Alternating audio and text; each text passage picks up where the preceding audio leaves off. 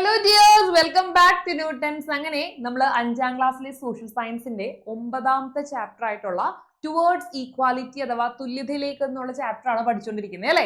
കഴിഞ്ഞ ക്ലാസ്സുകളിലായിട്ട് നമ്മൾ ഓരോരോ ടോപ്പിക്കുകളെ കുറിച്ച് പറഞ്ഞു. നമുക്ക് ക്വിക്കായിട്ട് അതൊക്കെ ഒന്ന് നോക്കിയിട്ട് ഇന്നത്തെ ടോപ്പിക്കിലേക്ക് കിടക്കാം. ഓക്കെ ആണോ? റെഡി ആണോ? എല്ലാവരും റെഡി ആണെങ്കിൽ കുറച്ച് ന്യൂട്ടൻസിന്റെ സ്വന്തം റെഡ് ആപ്പിൾ ഇട്ടേ ചാറ്റ് ബോക്സിൽ. എവിടെ പവർ നോക്കട്ടെ? 6ാം ക്ലാസ്സിലെ കുഞ്ഞുമക്കളുടെ ഉഷാറാണോ നോക്കട്ടെ. Okay, yes. എടാ അപ്പൊ നോക്കാം, നമ്മളിവിടെ ചാപ്റ്റർ തുടങ്ങിയപ്പോ തന്നെ കുറച്ച് കാര്യങ്ങളൊക്കെ പറഞ്ഞു. ഇൻകം എന്താണ്, ഫാമിലിയെ കുറിച്ചും സോഴ്സ് ഓഫ് ഇൻകം അല്ലെ, ഡിഫറെന്റ് സോഴ്സ് ഓഫ് ഇൻകം അഥവാ വിവിധ വരുമാന സ്രോതസ്സുകൾ ഏതൊക്കെയാന്നുള്ളതും 2 എക്സാമ്പിൾസ് ഒക്കെ വെച്ച് നമ്മൾ പഠിച്ചു അല്ലെ. അത് കഴിഞ്ഞ് നമ്മൾ നേരെ പോയത് എങ്ങോട്ടാണ്? ഫാമിലീസിനെ കുറിച്ച് ക്ലാസിഫൈ ചെയ്തിട്ടുണ്ട് അല്ലെ. എത്രയായിട്ടാണ് ക്ലാസിഫൈ ചെയ്തിരിക്കുന്നത്? 3 ഗ്രൂപ്പ് ആയിട്ട് ക്ലാസിഫൈ ചെയ്തിട്ടുണ്ട് അല്ലെ. High income family, moderate income family, low income family, അങ്ങനെ 3 ആയിട്ടാണ് തിരിച്ചിരിക്കുന്നത്. അത് ഓരോന്നിന്റെയും ബെനിഫിറ്റ്സും അതേപോലെ തന്നെ അതുമൂലം ഉണ്ടാവുന്ന നെഗറ്റീവ് അഥവാ ഡ്രോബാക്ക് അഥവാ അതിന്റെ പോരായ്മ എന്താന്നുള്ള കാര്യവും നമ്മൾ പറഞ്ഞു. ദെൻ ഇന്നർ ഡൈനിങ് അഥവാ മിശ്ര ഭോജനത്തെ കുറിച്ച് പറഞ്ഞു അല്ലെ. നോക്കുക, എന്താണ് ഇവിടെ നമ്മൾ ഓരോ നവോത്ഥാന നായകന്മാരായിട്ടുള്ള വൈകുണ്ഠ സ്വാമികളെ കുറിച്ചൊക്കെ പറഞ്ഞു. അതേപോലെ തന്നെ മിശ്ര ഭോജനം ആരായിരുന്നു കൊണ്ടുവന്നേ? കെ അയ്യപ്പൻ ആയിരുന്നു അല്ലെ. ചെറായിൽ വെച്ചാണ് നടന്നതെന്നുള്ള കാര്യങ്ങളൊക്കെ നമ്മൾ പറഞ്ഞതാണ്. മേൽമുണ്ട് സമരം ഓർക്കുന്നില്ലേ എല്ലാവരും? അതേപോലെ തന്നെയാണ് അയ്യങ്കാളി പഞ്ചമി മെമ്മോറിയൽ സ്കൂൾ അല്ലെ, ദളിത് വിഭാഗത്തിൽപ്പെട്ട കുട്ടിയുമായി ബന്ധപ്പെട്ട് സ്കൂളിൽ പഠിക്കാനായി ചേർത്തതിനെ തുടർന്നുണ്ടായ പ്രശ്നങ്ങളൊക്കെ നമ്മൾ പറഞ്ഞു അല്ലെ. യെസ്. ദെൻ നമ്മൾ ഓരോ കോസസ് ഓഫ് സോഷ്യൽ ഇനീക്വാലിറ്റിയും അതിനെ അഫക്ട് ചെയ്യുന്ന ഫാക്ടേഴ്സ് ഏതൊക്കെയാണ്, ഇത്രയും കാര്യങ്ങളാണ് നമ്മൾ ലാസ്റ്റ് ക്ലാസ്സിൽ പറഞ്ഞു നിർത്തിയത്. ഇതുവരെ എല്ലാവരും ഉഷാറായിട്ട് സെറ്റ് ആയിട്ട് പഠിച്ചുവെങ്കിൽ വേഗം കുറച്ച് ഫയർ ഇടാം കേട്ടോ. ഫയർ ആവുമ്പോൾ നിങ്ങൾ ഇങ്ങനെ സെറ്റ് ആണ്, നിങ്ങൾ പൊളിയാണ് എന്നുള്ളൊരു ഫീൽ വരട്ടെ. Okay, yes. എടാ അപ്പൊ നോക്കിക്കോളൂ, ഇനി ഞാൻ അടുത്തൊരു ടോപ്പിക് എടുക്കാൻ പോവാണ്. നോക്കിക്കടാ, ശാന്തി സ്റ്റഡിയിങ് ഇൻ ക്ലാസ് 5. നിങ്ങളെ പോലെ 5ാം ക്ലാസ്സിൽ പഠിക്കുന്ന ഒരു കുട്ടിയാണ് നമ്മുടെ ശാന്തിയും. ഹെർ ഫാമിലി കൺസിസ്റ്റിംഗ് ഓഫ്, അവളുടെ വീട്ടില് ഫാദർ ഉണ്ട്, മദർ ഉണ്ട്, സിസ്റ്റർ ഉണ്ട്, ബ്രദർ ഉണ്ട്. അച്ഛനും അമ്മയും സഹോദരനും സഹോദരിയും ഒക്കെ ഉണ്ട് കേട്ടോ. Being in A coastal areas. എവിടെയാണ്? ഒരു കോസ്റ്റൽ ഏരിയ. കോസ്റ്റൽ ഏരിയ എന്ന് പറഞ്ഞു കഴിഞ്ഞാൽ എന്താ? നമ്മൾ പഠിച്ചതാണ് അല്ലെ. കോസ്റ്റൽ ഏരിയ അഥവാ തീരപ്രദേശത്ത് താമസിക്കുന്നു. അപ്പൊ അവർക്ക് എപ്പോഴും they will feel fear in when they sea gets rough. നമുക്കറിയാലേ, ഈ കടൽ തീരത്ത് അല്ലെങ്കിൽ കടൽ പ്രദേശത്ത് അല്ലെങ്കിൽ കടലിന്റെ തീരപ്രദേശത്തൊക്കെ താമസിക്കുന്നവർക്ക് എപ്പോഴും ഒരു ഭയം ഉണ്ടാവും ഉള്ളില്. എന്താണ്? ഈ കടലാക്രമണം, കടലിൽ നിന്ന് തിരമാലകൾ ഉയരുമ്പോഴും എന്തെങ്കിലും സുനാമിയോ എന്തെങ്കിലും ഒരു നാച്ചുറൽ കലാമിറ്റി, പ്രകൃതി ദുരന്തങ്ങൾ എന്തെങ്കിലും വരാൻ പോവാണോ എന്നുള്ള ഫിയർ ഒക്കെ ആയിട്ട് എപ്പോഴും ഇവരെങ്ങനെയാ? പേടിച്ചാണ് ജീവിക്കുന്നത് കേട്ടോ. The biggest problem they face is the absence of safe and secure home.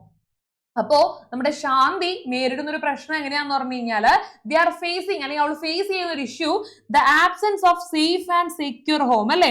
എങ്ങനെയാണ്? നമ്മുടെ സുരക്ഷിതത്വം അല്ലെങ്കിൽ എന്താ പറയാ, സുരക്ഷതയില്ലാത്ത അല്ലെങ്കിൽ സുരക്ഷിതത്തോടു കൂടി സെക്യൂർ ആയിട്ടുള്ള ഒരു വീടില്ലാത്തതാണ് നമ്മുടെ ശാന്തി നേരിടുന്ന ഒരു ഏറ്റവും വലിയ പ്രശ്നം കേട്ടോ. നോക്കുക, കെട്ടുറപ്പുള്ള വീടില്ലാത്തതാണ് അവൾ നേരിടുന്ന ഏറ്റവും വലിയ പ്രശ്നം. ഓക്കെ, ദെൻ അടുത്തൊരാളെ നോക്കാം. Akash and his family live in a hilly area. ആകാശും കുടുംബം എവിടെയാണ് താമസിക്കുന്നത്? ഹില്ലി ഏരിയ അഥവാ മലയോര മേഖലയിലാണ് താമസിക്കുന്നത് അല്ലെ. It is difficult for Akash and his sisters to go to school due to inadequate transport facilities. വേണ്ട രീതിയിലുള്ള വാഹന സൗകര്യം ഇല്ലാത്തതിനാൽ അല്ലെങ്കിൽ ഗതാഗത വണ്ടിയോ ബസ്സോ കാറോ സ്കൂൾ ബസ്സോ സൈക്കിളോ ഇതൊന്നും ഇല്ലാത്തതുകൊണ്ട് കൃത്യമായിട്ട് സ്കൂളിൽ പോകാൻ പറ്റുന്നില്ല എന്നുള്ളതാണ് ആരുടെ? ആകാശിന്റെ സഹോദരിയുടെയും പ്രശ്നം. നിങ്ങളാണെങ്കിലോ എന്തൊരു സന്തോഷമായല്ലേ. ഞാനാണ് ആ ഹില്ലി ഏരിയയിലെങ്കിൽ സന്തോഷമായി, പഠിക്കാനും പോകണ്ട, വീട്ടിൽ വെറുതെ മടിയന്മാരായിട്ട് ഇരിക്കാം അല്ലെ. യെസ്. പക്ഷെ ആകാശിന് അതൊരു സങ്കടമായിരുന്നു സ്കൂളിൽ പോകാൻ പറ്റുന്നില്ല എന്നുള്ളത് കേട്ടോ. നോക്കിക്കടാ, കൺസിഡർ ദി എബൌട്ട് 2 സിനാരിയോസ്. നമ്മൾ മുകളിലെ 2 സാഹചര്യങ്ങളാണ് പറഞ്ഞിരിക്കുന്നത് അല്ലെ. സിനാരിയോസ് അഥവാ 2 സാഹചര്യങ്ങളാണ് പറഞ്ഞിരിക്കുന്നത്.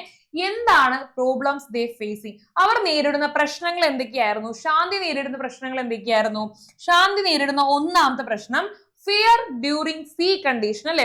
കടലിലൂടെ ഉണ്ടാകുന്ന പ്രക്ഷുബ്ധങ്ങളും സാഹചര്യങ്ങളിലൊക്കെ നേരിടുന്ന പ്രശ്നങ്ങൾ, ഒരു ഭയം ഉണ്ടായിരുന്നു ശാന്തിക്ക്. അതേപോലെ തന്നെ lack of safe and secure home അല്ലെ, സുരക്ഷിതമായ ഒരു വീടില്ലാത്തതും ശാന്തി നേരിടുന്ന മറ്റൊരു പ്രശ്നമായിരുന്നു. ഇങ്ങനെയാണെങ്കിൽ ആകാശിന്റെ പ്രശ്നം എന്താ? Difficulty in reaching school due to poor transport facilities അല്ലെ. പുവർ ആയിട്ടുള്ള ഗതാഗത സൗകര്യ കുറവ് മൂലം സ്കൂളിൽ എത്താത്തതായിരുന്നു ആരുടെ ബുദ്ധിമുട്ട്? ആകാശ് നേരിടുന്ന ഒരു ബുദ്ധിമുട്ട് അല്ലെ. Then challenges related to hilly terrain. Hilly terrain എന്ന് പറഞ്ഞാൽ എന്താ? മലയോര ഭൂപ്രകൃതിയുമായി ബന്ധപ്പെട്ട് അവൻ നേരിടുന്ന ഓരോ വെല്ലുവിളികളും. ഇപ്പൊ നമുക്ക് സ്കൂളിൽ മാത്രമായിരിക്കില്ല, ചിലപ്പോൾ അവർക്ക് സാധനങ്ങൾ മേടിക്കാൻ കടകളിലും ആശുപത്രികളിലൊക്കെ പോകാനായിട്ട് ബുദ്ധിമുട്ടായിരിക്കും അല്ലെ. എന്തുകൊണ്ടാ? മലയോര മേഖലയിൽ അല്ലെ, ഹില്ലി ഏരിയാസിലാണ്. അപ്പൊ അവിടെ നിന്ന് വേണ്ട പ്രോപ്പർ ആയിട്ടൊരു ട്രാൻസ്പോർട്ടേഷൻ ഫെസിലിറ്റി ഇല്ലാത്തത് കൊണ്ട് എപ്പോഴും വേണ്ട വിചാരിച്ച രീതിയിൽ എല്ലായിടത്തും എത്തിപ്പറ്റാൻ കഴിഞ്ഞെന്നും വരില്ല. ഓക്കെ, അപ്പൊ ഇത് രണ്ടുമാണ് ഈ രണ്ട് ഫാമിലീസും നേരിടുന്ന പ്രശ്നങ്ങൾ. കിട്ടിയോ കുഞ്ഞുങ്ങളെ? ഓക്കെ ആണോ? യെസ്. അപ്പോ നമുക്കറിയാം നമ്മളെല്ലാവരും ഭയങ്കര ലക്ഷറി ലൈഫാണ് അല്ലെ. നമ്മുടെ ഇടയിൽ ആരെങ്കിലും ഇതേപോലുള്ള എന്തെങ്കിലും ബുദ്ധിമുട്ട് അനുഭവിക്കുന്നവരുണ്ടോ? ഇല്ല. നമുക്ക് ചോദിക്കുമ്പോ എന്താ വേണ്ടത് നമ്മുടെ കയ്യിലേക്ക് ഇങ്ങ് കിട്ടിക്കൊണ്ടിരിക്കുകയാണ് അല്ലെ. അതേപോലെ തന്നെ ഇഷ്ടമുള്ള dress, food, school, bus, friends എല്ലാം കൊണ്ട് നമ്മളെല്ലാവരും ഭയങ്കര റിച്ച് ആണ് അല്ലെ.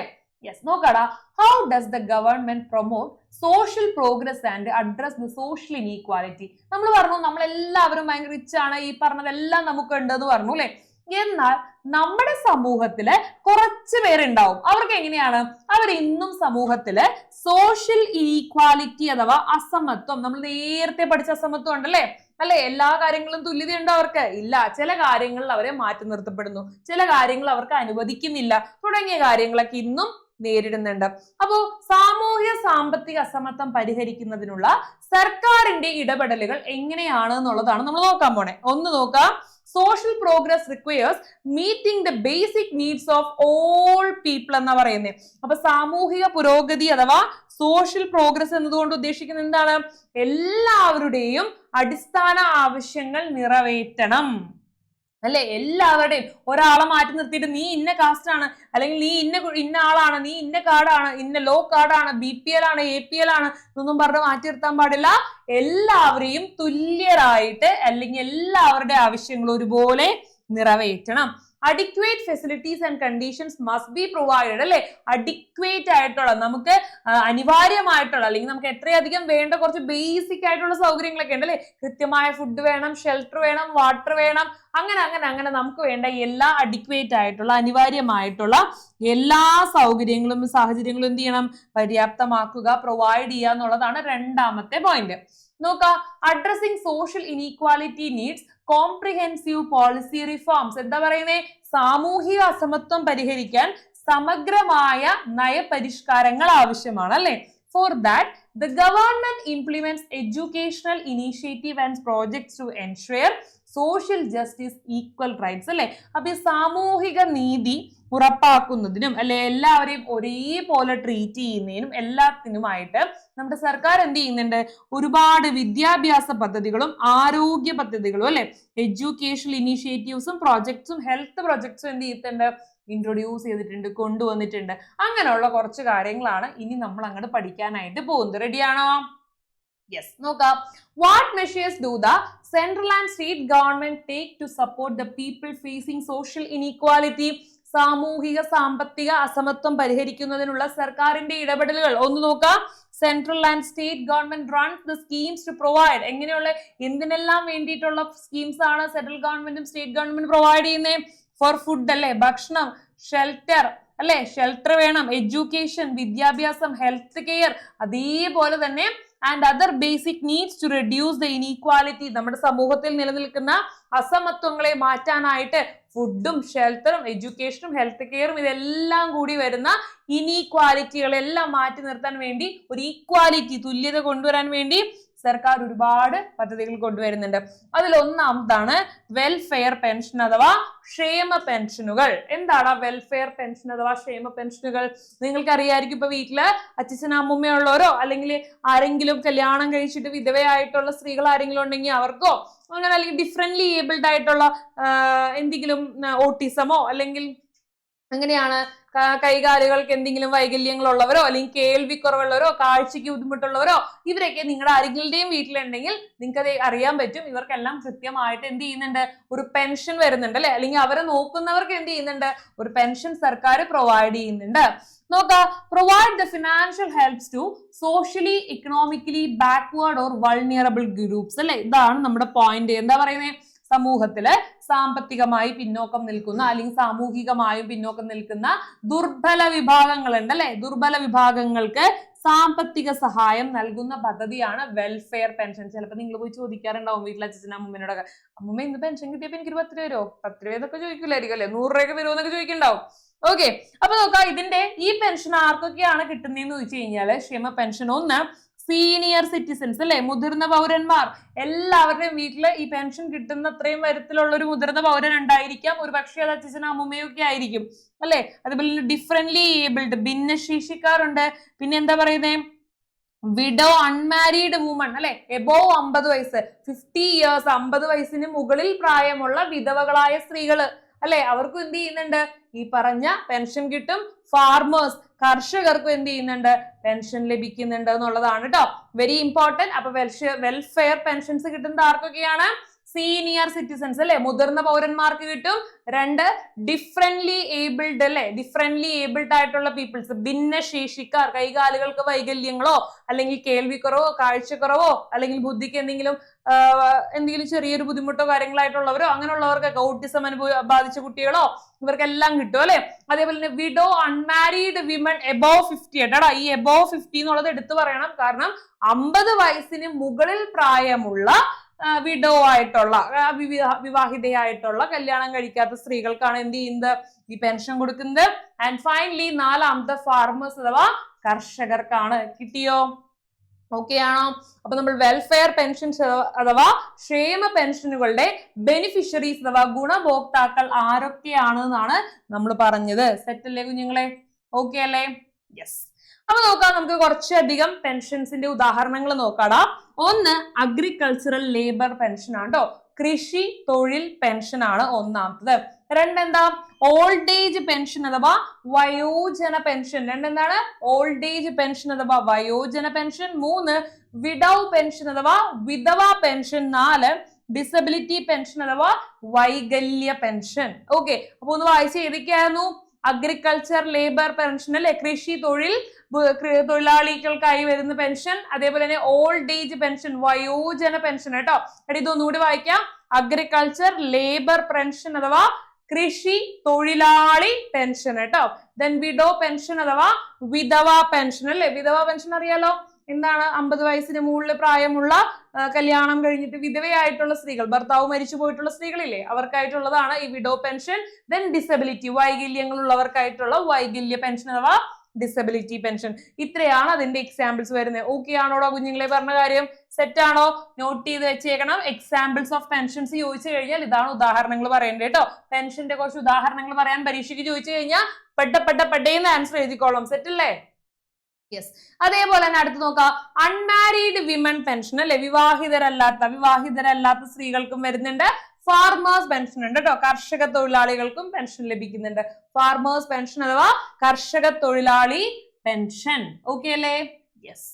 ഇനി സ്കോളർഷിപ്പുകളെ കുറിച്ച് ഞാൻ പറയുന്നതിലുപരി നിങ്ങൾക്ക് എല്ലാവർക്കും അറിയായിരിക്കും അല്ലെ. ഇപ്പൊ നമ്മുടെ ക്ലാസ് അറ്റൻഡ് ചെയ്തുകൊണ്ടിരിക്കുന്ന ഒരുപാട് കുട്ടികൾ ചിലപ്പോൾ സ്കോളർഷിപ്പ് കിട്ടിയിട്ടുള്ളവരായിരിക്കും അല്ലെ. ചെറിയ ക്ലാസ്സുകളൊക്കെ ആണെങ്കിൽ LSS, PCM പോലുള്ള ചെറിയ സ്കോളർഷിപ്പ് അല്ല, അതൊക്കെ അന്ന് വലിയ സ്കോളർഷിപ്പുകൾ തന്നെയാണ്. അതേപോലുള്ള സ്കോളർഷിപ്പ് എക്സാംസോ അല്ലെങ്കിൽ സ്കൂളുകളിൽ കണ്ടക്ട് ചെയ്യുന്ന എക്സാംസോ അല്ലെങ്കിൽ വേറെ ഏതെങ്കിലും ചെറിയ സംഘടനകളോ സ്ഥാപനങ്ങളോ കണ്ടക്ട് ചെയ്യുന്ന സ്കോളർഷിപ്പ് എക്സാംസിൽ പങ്കെടുക്കുകയും നിങ്ങൾക്ക് അതിന്റെ പേരിൽ പ്രൈസോ ക്യാഷ് പ്രൈസോ പണമായിട്ടൊക്കെ കിട്ടിയിട്ടുള്ളവരായിരിക്കും അല്ലെ. നോക്കാം, many scholarship for students have been introduced for the educational purpose അല്ലെ, വിദ്യാഭ്യാസ ആവശ്യങ്ങൾക്കായി വിദ്യാർത്ഥികൾക്ക് വിവിധ സ്കോളർഷിപ്പുകൾ സർക്കാർ ഏർപ്പെടുത്തിയിട്ടുണ്ട്. അപ്പൊ അങ്ങനെ സ്കോളർഷിപ്പ് കിട്ടുന്നവരുണ്ടെങ്കിൽ താഴെ പേരൊന്ന് മെൻഷൻ ചെയ്തിട്ട് പറയണം കേട്ടോ, അല്ലെങ്കിൽ ഏത് സ്കോളർഷിപ്പ് ആണ് നിങ്ങൾക്ക് കിട്ടുന്നതെന്നുള്ള പേരൊന്ന് താഴെ ചാറ്റ് ബോക്സിൽ മെൻഷൻ ചെയ്യാം. ഓക്കെ അല്ലേ? യെസ്. അപ്പൊ കുറച്ച് ഞാൻ പറയാൻ പോവാണ്, ശ്രദ്ധിച്ചിരുന്നോ. ഒന്ന്, pre matric scholarship for minority വിഭാഗത്തിനുള്ള പ്രീ മെട്രിക് സ്കോളർഷിപ്പ്. അതേപോലെ തന്നെ pre matric scholarship for scheduled caste, scheduled tribe, other backward classes, OBC, SC, ST, OBC വിഭാഗങ്ങൾക്ക് കിട്ടുന്ന പ്രീ മെട്രിക് സ്കോളർഷിപ്പ് ഉണ്ട്. Then post matric scholarship for SC students അല്ലെ, പട്ടികജാതി വിഭാഗത്തിൽപ്പെട്ട വിദ്യാർത്ഥികൾക്കായിട്ടുള്ള പോസ്റ്റ് മെട്രിക് സ്കോളർഷിപ്പും. Then post matric scholarship for minorities അല്ലെ, ന്യൂനപക്ഷ വിഭാഗങ്ങൾക്കുള്ള പോസ്റ്റ് മെട്രിക് സ്കോളർഷിപ്പ്. ഇതൊക്കെയാണ് ഡിഫറെന്റ് ടൈപ്സ് ഓഫ് സ്കോളർഷിപ്സിന്റെ ഉദാഹരണങ്ങൾ. കിട്ടിയോടാ കുഞ്ഞുങ്ങളെ പറഞ്ഞ കാര്യം? ഏതൊക്കെയാണ് ഡിഫറെന്റ് ടൈപ്സ് ഓഫ് സ്കോളർഷിപ്സിന്റെ ഉദാഹരണങ്ങൾ എന്നുള്ളത്? യെസ്. നോക്കിക്കേ, അടുത്തത് നമ്മൾ എല്ലാവർക്കും പരിചിതമായ 1-2 ചിത്രങ്ങളാണ് ഞാൻ കാണിക്കാൻ പോകുന്നത്. ഈ ചിത്രം കാണാത്ത ആരെങ്കിലും ഈ ക്ലാസ്സിലുണ്ടോ? ഇല്ല. ഒരു തവണയെങ്കിലും പോയിട്ടുള്ളവരായിരിക്കും നിങ്ങൾ ഈ കാണുന്ന പൊതുവിതരണ കേന്ദ്രം അഥവാ റേഷൻ കട എന്ന് പറയും. കേട്ടിട്ടുണ്ടോ? യെസ്, കേട്ടിട്ടുണ്ടെങ്കിൽ യെസ് എന്ന് കമന്റ് ചെയ്തേ. യെസ്, കണ്ടിട്ടുണ്ട്, കേട്ടിട്ടുണ്ട്, പോയിട്ടുണ്ട്, സാധനങ്ങൾ മേടിച്ചിട്ടുണ്ട്, തമ്പ് പ്രസ് ചെയ്ത് സാധനങ്ങൾ മേടിച്ചിട്ടുണ്ടെങ്കിലൊക്കെ ഒന്ന് വേഗം റെസ്പോണ്ട് ചെയ്തേ. യെസ്. നോക്കിക്കേ, അതേപോലെ വരുന്നതാണ് മാവേലി സ്റ്റോർ. മാവേലി സ്റ്റോർ കണ്ടിട്ടുണ്ടോ? നിങ്ങളുടെ എല്ലാവരുടെയും ഏരിയയില് ഒരു കോമൺ ആയിട്ടൊരു മാവേലി സ്റ്റോർ ഉണ്ടാവും. സർക്കാർ അവിടെ എങ്ങനെയാണ് പൊതുവെ കടകളിലെ സാധനങ്ങളുടെ വിലയേക്കാളും കുറഞ്ഞ വിലയിൽ നമുക്ക് അവിടെ സാധനങ്ങൾ തരുന്നതാണ് മാവേലി സ്റ്റോർ, അല്ലെ? ദെൻ നീതി മെഡിക്കൽസിൽ പോയിട്ടുണ്ടോ നിങ്ങൾ? എന്താണ് സാധാരണ മെഡിക്കൽ സ്റ്റോറുകളും അല്ലെങ്കിൽ നീതി മെഡിക്കൽ സ്റ്റോർ തമ്മിലുള്ള വ്യത്യാസം? സാധാരണ മെഡിക്കൽ സ്റ്റോറുകളിൽ പോയി നമ്മൾ മരുന്ന് മേടിക്കുന്നതിനേക്കാളും കമ്പാരിറ്റീവ്ലി വില വളരെ കുറവായിരിക്കും, അല്ലെ? എവിടെ? നീതി മെഡിക്കൽ സ്റ്റോറിലാണെങ്കിൽ വില വളരെ കുറവായിരിക്കും. അങ്ങനെയാണ് നീതി മെഡിക്കൽ സ്റ്റോർ വരുന്നത് കേട്ടോ. ഓക്കെ, അപ്പൊ ഏതൊക്കെയായിരുന്നു? പൊതുവിതരണ കേന്ദ്രം കണ്ടു, ration shops, then Maveli store കണ്ടു, നീതി മെഡിക്കൽ സ്റ്റോർ കണ്ടു, അല്ലെ? ഇതെല്ലാം എന്തിനു വേണ്ടിയിട്ടാണ് സർക്കാർ കൊണ്ടുവന്നിട്ടുള്ളത്? നമ്മുടെ ക്ഷേമത്തിനും നമ്മുടെ കാര്യങ്ങളെല്ലാം കുറേയും കൂടി നമുക്ക് ഫ്രണ്ട്ലി ആക്കാനും വിലക്കുറവിന് മരുന്ന് കിട്ടാനും രോഗികൾക്ക് ഒരു സപ്പോർട്ടായിട്ടും അതേപോലെ തന്നെ കുറഞ്ഞ വിലയ്ക്ക് സാധനങ്ങൾ കിട്ടാനും തുടങ്ങിയ കാര്യങ്ങൾക്കൊക്കെ ആയിട്ടാണ്, അല്ലെ? ഓക്കെ, അപ്പൊ നോക്കാളാ. The schemes and programmes by the central and state government and the local self government. നമ്മുടെ സെൻട്രൽ ഗവൺമെന്റും കേന്ദ്ര സർക്കാരും അതേപോലെ തന്നെ സ്റ്റേറ്റ് ഗവൺമെന്റ് എന്ന് പറഞ്ഞാൽ ആരാ? നമ്മുടെ സംസ്ഥാന സർക്കാരും അതേപോലെ തന്നെ ലോക്കൽ സെൽഫ് ഗവൺമെന്റ്. നിങ്ങൾ കേട്ടിട്ടുണ്ടാവും ലോക്കൽ സെൽഫ് ഗവൺമെന്റ് അഥവാ തദ്ദേശ സ്വയംഭരണ സ്ഥാപനങ്ങളും കൂടി ഒരുപാട് പദ്ധതികളും പരിപാടികളൊക്കെ നടത്തുന്നുണ്ട്. ഈ തദ്ദേശ സ്വയംഭരണ സ്ഥാപനങ്ങൾ എന്ന് പറഞ്ഞു കഴിഞ്ഞാൽ എന്താ? നമ്മുടെ വില്ലേജ്, പഞ്ചായത്ത്, മുനിസിപ്പാലിറ്റി പോലുള്ള തദ്ദേശ സ്വയംഭരണ സ്ഥാപനങ്ങൾ. അവയാണ് നമ്മൾ തദ്ദേശ സ്വയംഭരണ സ്ഥാപനങ്ങൾ അഥവാ എന്ത് വിളിക്കുന്നത്? ലോക്കൽ സെൽഫ് ഗവൺമെന്റ് ബോഡീസ് എന്ന് വിളിക്കുന്നത്. ഇവര് 3 പേരും കൂടി ചേർന്ന് കുറെ അധികം പദ്ധതികൾ നടത്തുന്നുണ്ട്. അപ്പൊ ആ പദ്ധതികൾ ഏതൊക്കെയാണ് എന്നുള്ളതാണ് നമുക്കിനി പഠിക്കാനായിട്ടുള്ളത്. റെഡിയാണോ കേൾക്കാൻ? തുടങ്ങാം നമുക്ക്. യെസ്. അപ്പൊ ഒന്നാമത്തെ പദ്ധതി നിങ്ങൾക്ക് ഞാൻ പിക്ചർ ആഡ് ചെയ്ത് തരുമ്പോൾ തന്നെ നിങ്ങൾക്ക് മനസ്സിലാവും. ഈ കാണുന്ന പിക്ചർ നിങ്ങൾ എവിടെയെങ്കിലും ഒക്കെ ആയിട്ട് റോഡിന്റെ ഏതെങ്കിലും ഒക്കെ കോർണറിലോ അല്ലെങ്കിൽ അടുത്ത വീട്ടിലെ പറമ്പിലോ നമ്മുടെ വീട്ടിലെ പറമ്പിലോ ഇതേപോലെ കുറച്ചധികം ചേച്ചിമാരും വളരെ കുറച്ച് ചേട്ടന്മാരൊക്കെ വന്ന് പണിയെടുക്കാൻ നിങ്ങൾ കണ്ടിട്ടുണ്ടാവും, അല്ലെ? ഏതാണ് ആ പദ്ധതി? കിട്ടിയോ? യെസ്, നോക്കാം നമുക്ക്. Mahatma Gandhi national rural employment guarantee സ്കീമാണ്, അല്ലെ? തൊഴിലുറപ്പ് പദ്ധതി കേട്ടിട്ടില്ലേ നിങ്ങള്? മഹാത്മാഗാന്ധി ദേശീയ ഗ്രാമീണ തൊഴിലുറപ്പ് പദ്ധതിയാണ് കേട്ടോ ഇത്. യെസ്. അപ്പൊ ഏതായിരുന്നു ആ പദ്ധതി? Mahatma Gandhi national rural employment guarantee scheme അഥവാ മഹാത്മാഗാന്ധി ദേശീയ ഗ്രാമീണ തൊഴിലുറപ്പ് പദ്ധതി, അല്ലെ? ഓക്കെ, എടാ എന്താണ് ഈ സ്കീമിൽ പറയുന്നത്? നിങ്ങൾക്ക് എല്ലാവർക്കും വളരെ ഫെമിലിയർ ആയിട്ടുള്ളതാണ്, അല്ലെ ഈ സ്കീം? അപ്പൊ എന്താ പറയുന്നത്? The employment for not less than 100 days in a financial year to any family residing in rural areas. ഗ്രാമപ്രദേശത്തിലുള്ള ഏതൊരു ഫാമിലിയിലെ അംഗങ്ങൾക്കും 100 ദിവസത്തിൽ കുറയാതെ എന്ത് ചെയ്യുന്നു? തൊഴിലുറപ്പ് കൊടുക്കുന്നു. അതായത് എംപ്ലോയ്മെന്റ്, പണി കൊടുക്കുന്നു എന്നുള്ളതാണ്, ജോലി കൊടുക്കുന്നു എന്നുള്ളതാണ്. അപ്പൊ ഇത് ആർക്കാണ് ഈ ജോലി എടുക്കാനായിട്ടുള്ള ഏജ് ലിമിറ്റ് അല്ലെങ്കിൽ പ്രായപരിധി എത്രയാണ്? ഇൻഡിവിജ്വൽസ് എബോവ് 18 years old, അല്ലെ? 18 വയസ്സിന് മുകളിൽ പ്രായമുള്ള. അപ്പൊ നിങ്ങൾക്കൊന്നും പോകാൻ പറ്റില്ല കേട്ടോ.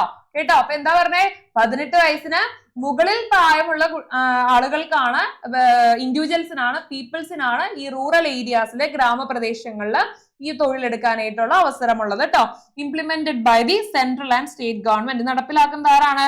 സെൻട്രലും സ്റ്റേറ്റ് ഗവൺമെന്റും ആണ്, അല്ലെ? നമ്മുടെ കേന്ദ്ര സംസ്ഥാന സർക്കാർ രണ്ടുപേരും കൂടി ചേർന്നാണ് ഈ പറയുന്ന പദ്ധതി നടപ്പിലാക്കുന്നത്. ഓക്കെ അല്ലേ?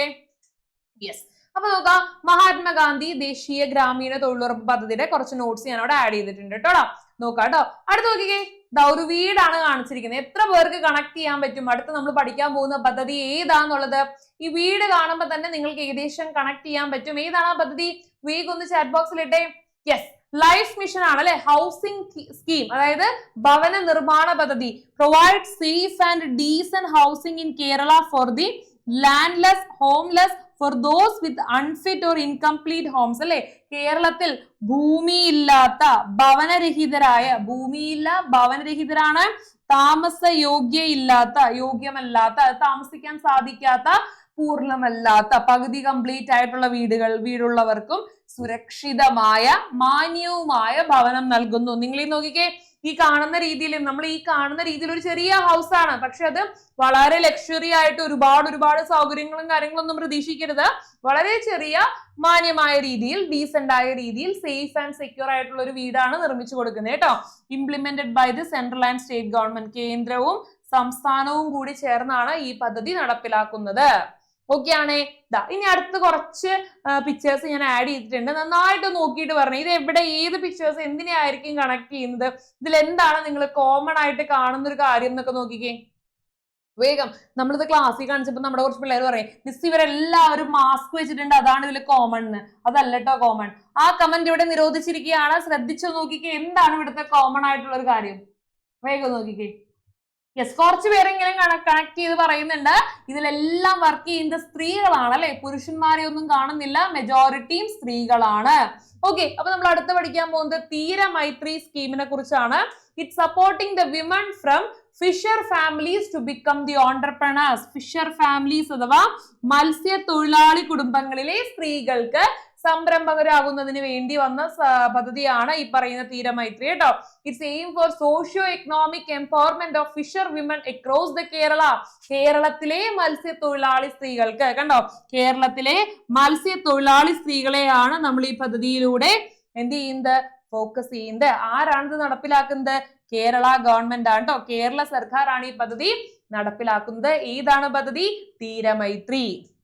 ഓക്കെ, അപ്പൊ നമ്മളിപ്പോ കുറച്ചധികം പദ്ധതികൾ പഠിച്ചു കേട്ടോ. ഏറ്റവും ആദ്യം പഠിച്ചത് ഇതായിരുന്നു Mahatma Gandhi national rural employment guarantee scheme അഥവാ ദേശീയ ഗ്രാമീണ തൊഴിലുറപ്പ് പദ്ധതി അല്ലെ.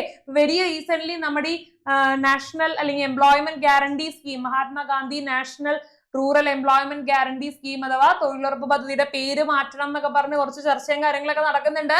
അതൊക്കെ എല്ലാവരും ഒന്ന് അപ്ഡേറ്റ് ചെയ്യാട്ടോ. പത്രമൊക്കെ ഡെയിലി വായിക്കുക, അറിയാം, പുതിയ അപ്ഡേറ്റ്സ് ഒക്കെ കളക്ട് ചെയ്യാം. ഓക്കെ, അടുത്ത എന്താ പറഞ്ഞത്?